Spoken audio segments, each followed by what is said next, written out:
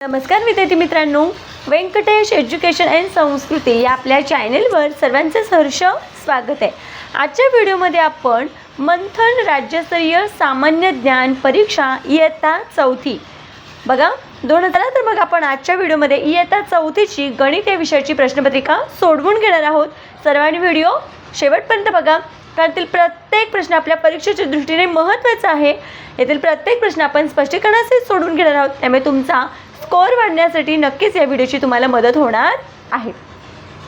चला तर मग व्हिडिओला सुरुवात करूया। त्याआधी नेहमीप्रमाणे व्हिडिओ आवडल्यास व्हिडिओला लाईक करा, आपल्या मित्रमैत्रिणींना शेअर करा, चॅनलवर नवीन असाल तर चॅनलला सबस्क्राईब करा। बघा इथे पहिला प्रश्न बघा असा दिलाय, 34 दशक गुणिले 25 एकक बरोबर किती। आता बघा 34 दशक दिलेल्या माहितीनुसार 34 दशक म्हणजेच काय 340 दशक म्हणजे एक शून्य द्यायचा, जसं की एक दशक म्हणजे 10, मग 34 दशक म्हणजे 340 गुणिले 25 एकक। एककाची किंमत आहे तेवढीच राहते 25, यांचा गुणाकार करायचा आहे।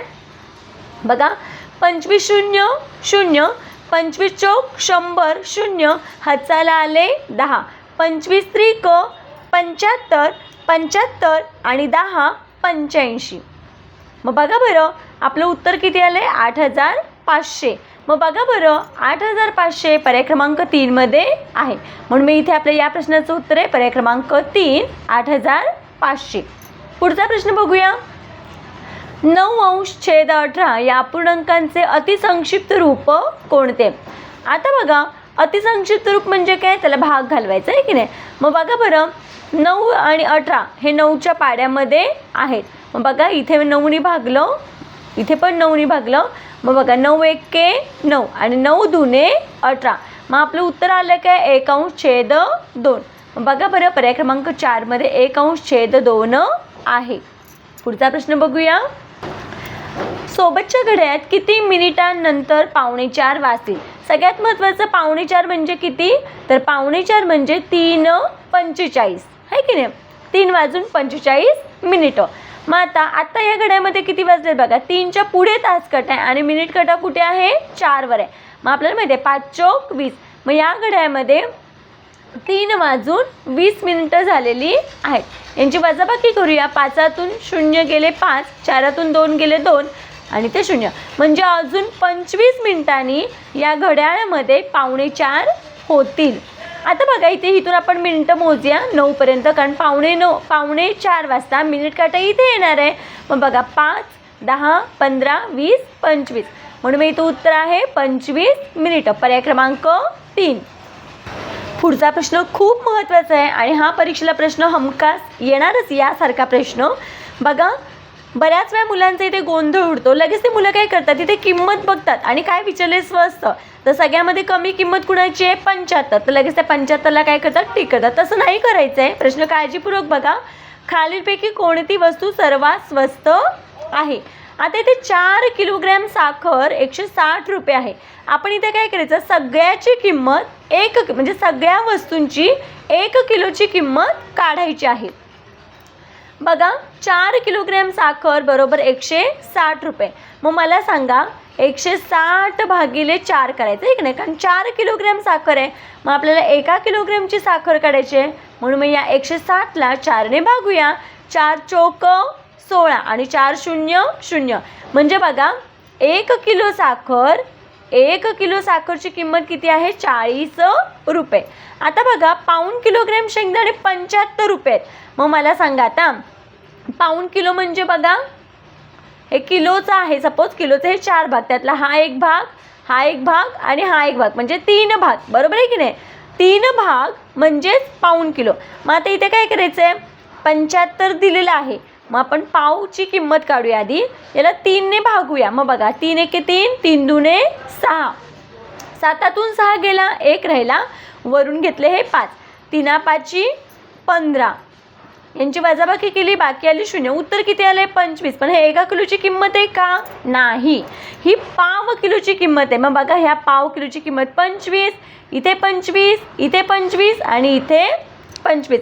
मग बघा बरं, पाऊण किलो म्हणजे 3 भाग. 25 एके 25, 25 दुने 50, 25 त्रिक 75. पाऊण किलोची 75 किंमत आहे, पण आपल्याला 4 भाग पाहिजेत कारण 1 किलोचं काढायचं ठरलंय ना आपलं. मग 25 चोक 100. मग बघा 1 किलो शेंगदाणा किती रुपये? 100 रुपये किलो. 1 किलोला 100 रुपये. आता 1.5 किलो रवा, आता सॉरी गूळ आहे, 1.5 किलोग्रॅम गूळ. आता 1.5 म्हणजे काय? तर बघा 1.5 म्हणजे काय? 1 किलो पूर्ण आणि दुसरा आहे तो अर्धा भाग, आहे की नाही. मग याचं 1.5 किलोची किंमत 90 आहे. आता आपण काय करूया, आता बघा या 1 किलोचे आपण इथे एक पूर्ण आणि इथे अर्धा आहे. मग याचे पण आपण काय करूया, अर्धा अर्धा भाग करूया. मग बघा 1, 2 आणि हे 3 भाग, अर्ध्याचे 3 भाग आहेत. म्हणजे आपण आधी अर्धा किलोची किंमत काढूया. मग बघा या 90ला आपण काय करायचं, 3ने भागून घेऊया. मग बघा इथे 90 भागिले 3. मग बघा 3 त्रिक 9, 9तून 9 गेले 0, वरून 0 खाली घेतला, 3 0 0, वजाबाकी आली 0, भागाकार किती आला 30. पण ही अर्ध्याची किंमत आहे 30. मग मला सांगा हे 30 आणि हे पण 30, मग 30 आणि 30 किती झाले? 60 झाले. मग 1 किलो गूळ बरोबर किती रुपये? 60 रुपये. बघा 60च्या निम्म 30, मग हे 60 आणि हे 30 बरोबर 90 रुपये 1.5 किलो, आहे की नाही. मग 1 किलोची किंमत किती? 1 किलो गूळ बरोबर 60 रुपये. आता 2.5 किलोग्रॅम रवा. 2.5 किलो म्हणजे काय? हा 1 किलो, हा 1 किलो आणि हा अर्धा किलो, बरोबर आहे. आता काय करायचं, याचं पण बघा हा अर्धा भाग आहे ना, तर याचे पण आपण अर्धा अर्धा असे 2 भाग करूया. मग मोजा अर्ध्याचे भाग किती झाले? 1 2 3 4 आणि हा 5 आहेत. मग इथे काय करायचं, 125ला 5ने भागायचं, म्हणजे जे उत्तर येईल ते अर्धा किलोचं असेल.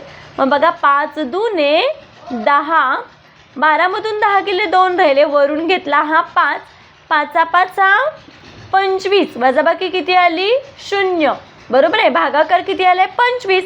मग अर्धा किलो रवा 25 रुपये. मग मला सांगा आता हे 25 रुपये आणि हे 25 रुपये, मग 25 आणि 25 50. बघा हे 50, हे 50 आणि हे 25 यांची जर बेरीज केली तर बरोबर 125 येते. 50 आणि 50 100, 100 आणि 25 125. मग आपल्याला 1 किलोचं काढायचं आहे. 1 किलो रवा बरोबर किती?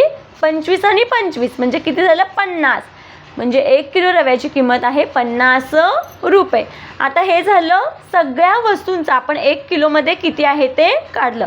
आता आपल्याला असं विचारलं आहे, स्वस्त, सर्वात स्वस्त कोणता पदार्थ आहे की नाही, किंवा कोणती वस्तू आहे?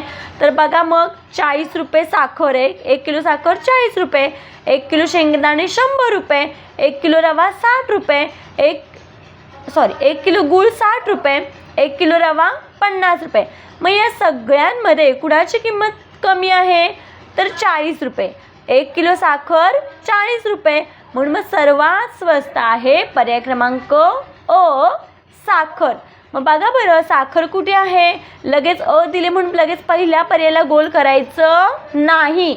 इथे अ ब क ड दिले, पण खाली बघा पर्याय 1, पर्याय 2, पर्याय 3 आणि पर्याय 4 आहेत. मग सर्वात स्वस्त साखर आहे. मग साखर आहे, मग साखर कुठे आहे? पर्याय क्रमांक 3 हे आपल्या प्रश्नाचं योग्य उत्तर आहे. पुढचा प्रश्न बघा, मध्यान्हपूर्व 10:15 वाजता सुरू झालेला क्रिकेटचा सामना 4.5 तास चालला, तर तो क्रिकेटचा सामना किती वाजता संपला?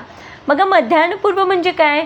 रात्री 12 पासून दुपारी 12 पर्यंतचा वेळ, आहे की नाही. म्हणजे दुपारी 12च्या अगोदरची वेळ. मग 10:15 वाजता सुरू झाला. 10:15 म्हणजेच किती? सकाळी 10:15 क्रिकेटचा सामना सुरू झाला आहे आणि तो 4.5 तास चालला आहे. मग आता बघा 4.5 तास म्हणजे किती? 4 तास 30 मिनिटं एवढा वेळ सामना चाललेला आहे. मग 10:15 पासून 11:15, 11:15 म्हणजे काय? 11:15 हा झाला 1 तास. 11:15 पासून 12:15 पर्यंत हा झाला 2 तास. 12:15 पासून 1:15 पर्यंत हे झाले 3 तास आणि 1:15 पासून 2:15 पर्यंत हे झाले 4 तास. आता वरचे 30 मिनिटं. मग बघा 2:15 4 तास होतात, आहे की नाही. 2:15 4 तास झाले. आता वरचे 30 मिनटं, मग हे मिनटं आपण काय करूया याच्यामध्ये मिळवूया. मग बघा बरं, 5 आणि 0 5, 3 आणि 1 4 आणि हे 2, म्हणजे 2:45 हा सामना होता. म्हणजे 2:45 हा सामना संपलेला आहे. 2:45 म्हणजेच 2:45 वाजले, आहे की नाही. मग बघा, माध्यानंतर 2:45 वाजता, मग कारण दुपारचे 3 आहेत ना, हे 2:45, म्हणून मग उत्तर आहे पर्याय क्रमांक 3. पुढचा प्रश्न बघा, सोबतच्या आकृतीत एकूण किती चौकोन आहेत. आता बघा, हा 1 आणि हा 2 आणि हा 3.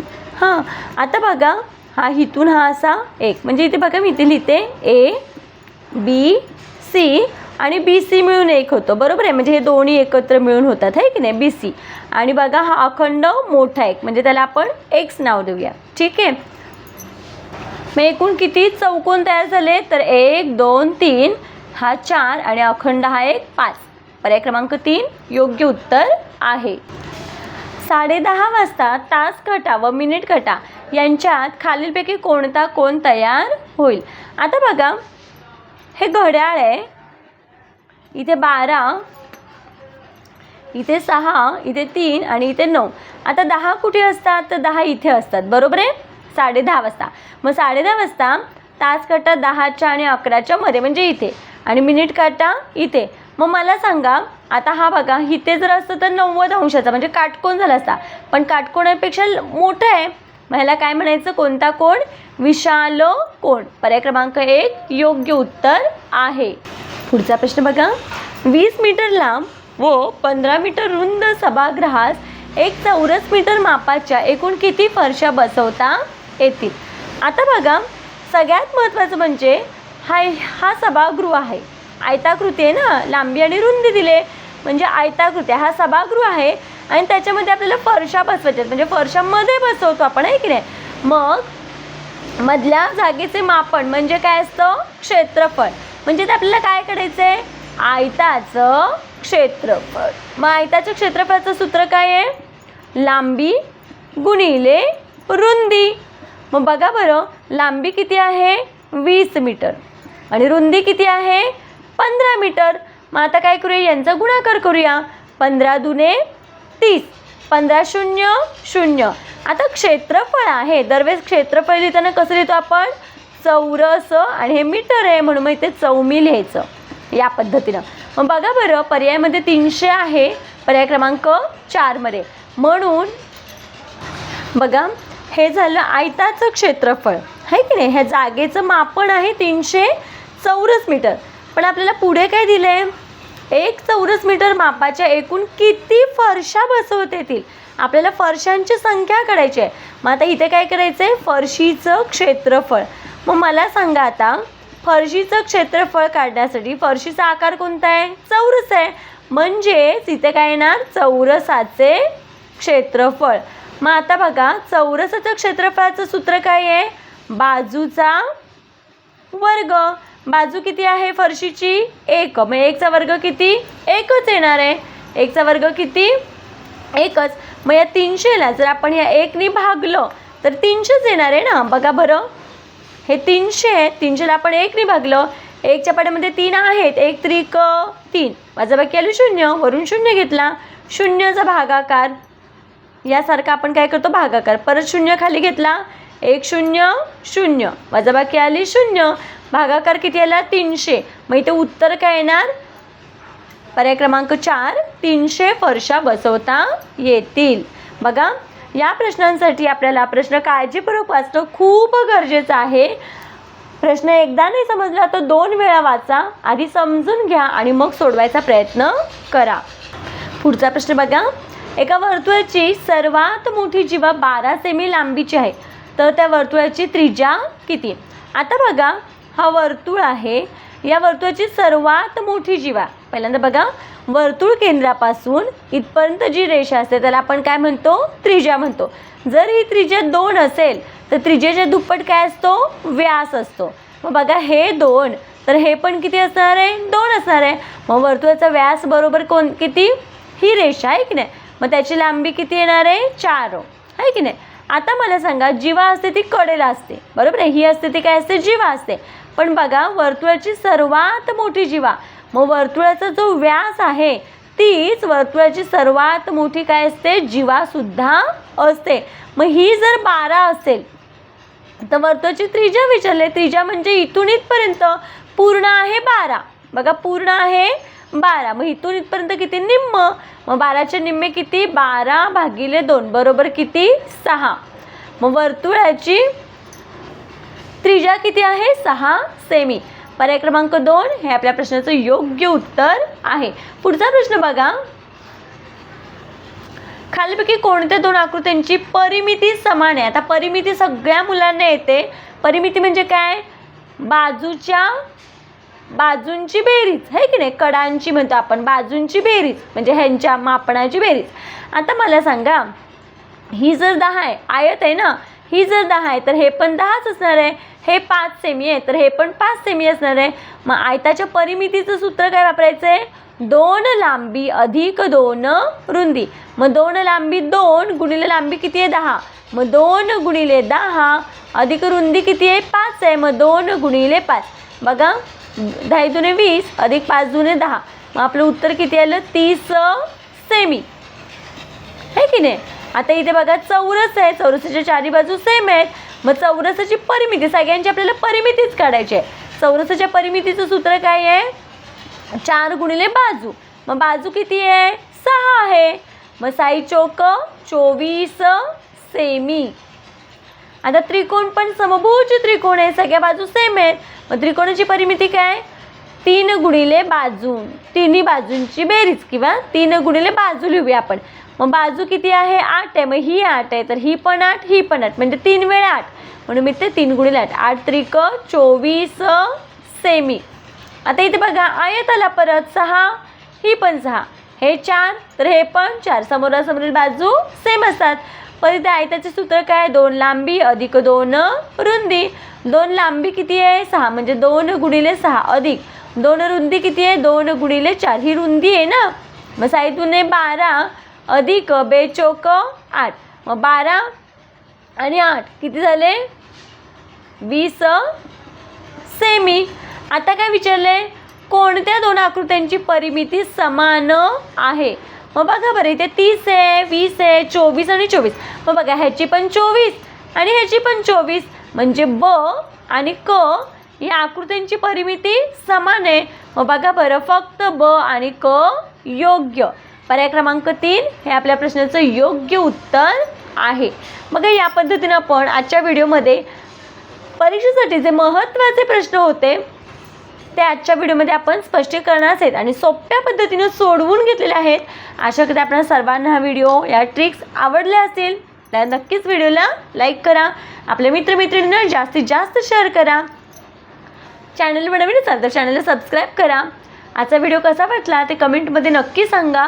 आपणा सर्वांना परीक्षेसाठी आपल्या व्यंकटेश एज्युकेशन अँड संस्कृती या चॅनलकडून खूप खूप शुभेच्छा. बेस्ट ऑफ लक. सर्वांनी पेपर उत्तम लिहा.